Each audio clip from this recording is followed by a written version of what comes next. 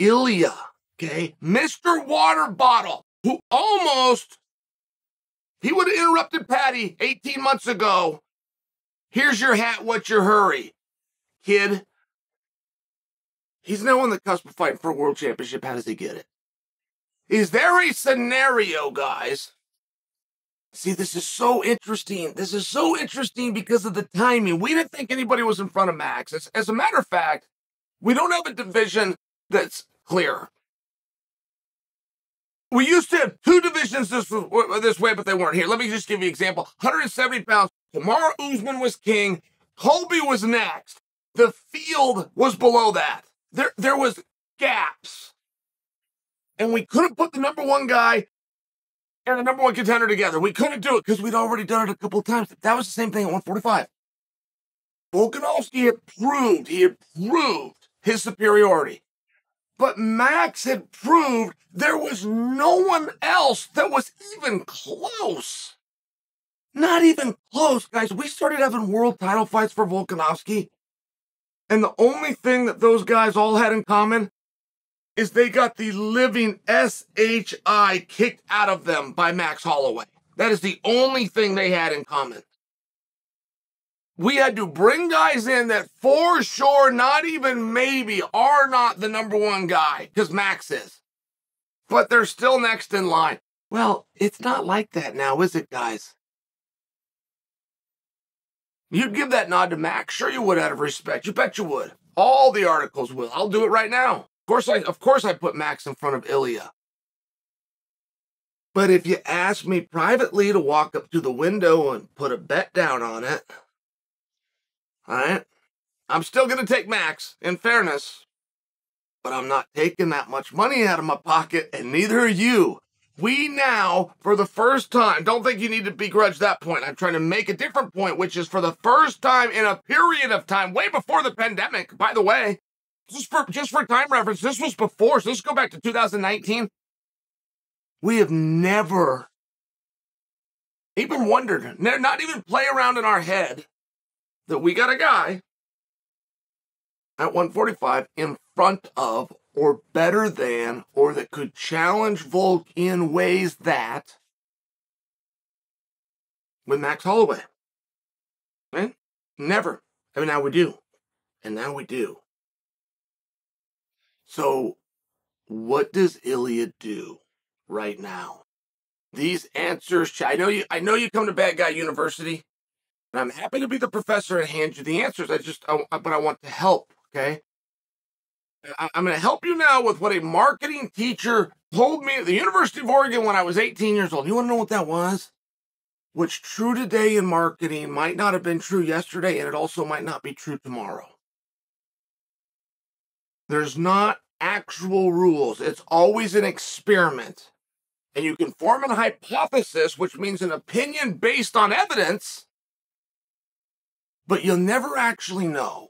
There's never a company that you can actually bring in and say, let's do this, and it's all going to work out.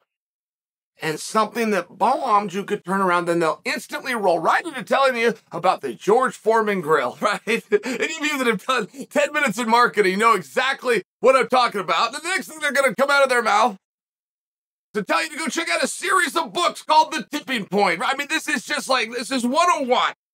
But it's important that you know that, because I don't know that I would give you the same answer at a different time. It's for right now. What you need to do if you're Ilia is you got to understand the psychology of the guy in front of you, which is Volkanovski, okay? First off, he's busy. That's always a problem. I've lived that. I've been in that spot where I did what I needed to do, which is exactly what Ilia did. He got a 10-7 round over Josh. Josh Emmett is so good. He is so good, guys. He got a 10-7 round over him. He's done all he needs to do. Oh, son of a bitch. Wait a minute. Volkanovski's already got a fight coming up. What?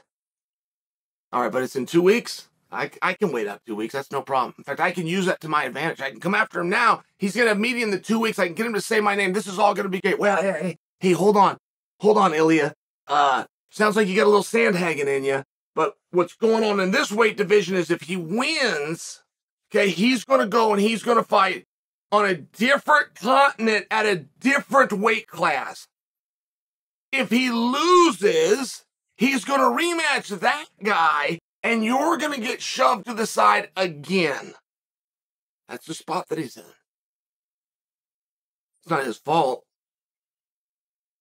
But it's not unfair. It's just the way that the sport goes, right? Someday Ilia will be in the spot that Volk's in, quite possibly. It's just kind of the way the sport goes. You got to get those timing, but you got to factor these things into your equation. Now, when you're dealing with a psychology like Volk doesn't need to come fight you. That's Adesanya. Adesanya would prefer to fight you than not. With most guys, that's an act. They act like they want to do this.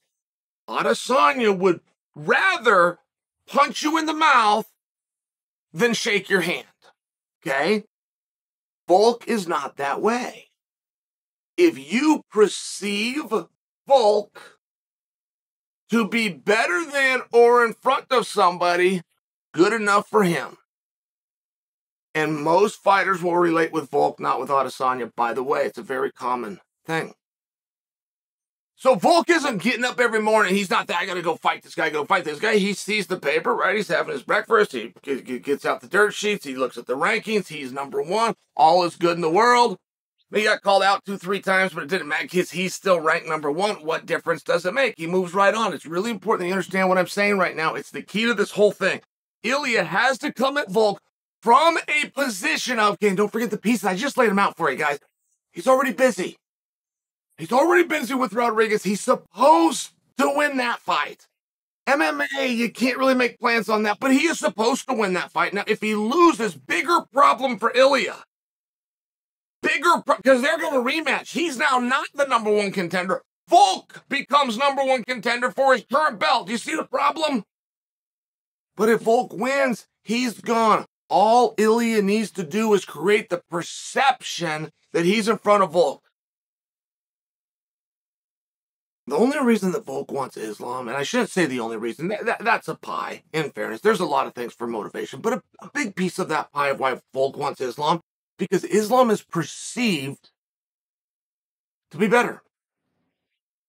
He's perceived to be more dangerous.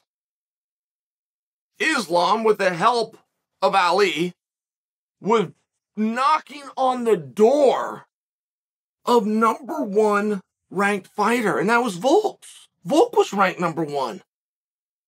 Volk was 14-0. Islam was 15-1.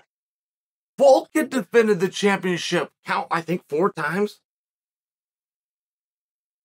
Islam had never defended it. He just won it over a guy who tapped out 8 times previously. I mean, in all fairness, picture you're in Volk's spot. What's this guy got on me? That he's a little bigger? I don't care. I used to weigh 96 kilograms. Let's fight him. Do you understand? This is what got Volk. Volk is not after champ, just so you know. That's a byproduct that comes with it. So sure, as the pie, sure, that's a motivation. That's not what he's after. Go read Volk interviews. You never heard him say he wanted to be champ. Never. Once you created the idea, now he says, oh, yeah, I want to be champ. Do you understand? Do you understand? Do you understand how Volk, if he loses to your rear, rematches your rear, how if Volk beats your rear, he goes to a different continent, to a different weight class? Do you understand? That makes Ilia the man. Ilia's the man. He's the only one left standing. He's the only one still here. He's the reason Volk is leaving.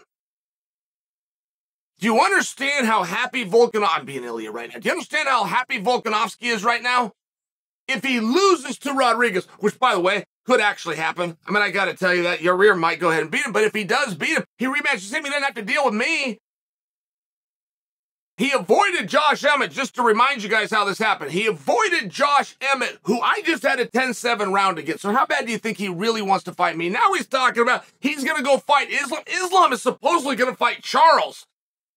He wants to go and get that fight. You know why he wants to fight? Because they both suck. They suck the same way as that British kid with the weird haircut that threw the water bottle at me and then ran and hid behind the promotion leaders. The same way as that kid won't get on a plane from England and come see me and I'm willing to go to his weight class. Same way as he won't do that. Volkanovski is either going to rematch this Rodriguez kid who just had a battle with the guy I just 10-7, or he's going to go to a different continent and a different weight class. I'm the champion. Hand me the belt now. They talk about interim championship. They talk about you have to fight for an interim championship. Just give it to me now. I am the interim champion. I will soon elevate that to the undisputed champion as soon as Volk leaves the weight class, which he's doing to avoid the only true undefeated fighter we've got. Volk used to be 14-0. He's now 14-1. I am 14-0. Boy, we just changed that narrative, didn't we? He doesn't have to challenge Volk. He can dismiss him. He can tell him, go have your fun with Rodriguez. Beat him or don't beat him. Rematch him, whatever. Leave the weight, go to whatever. You're 14-1.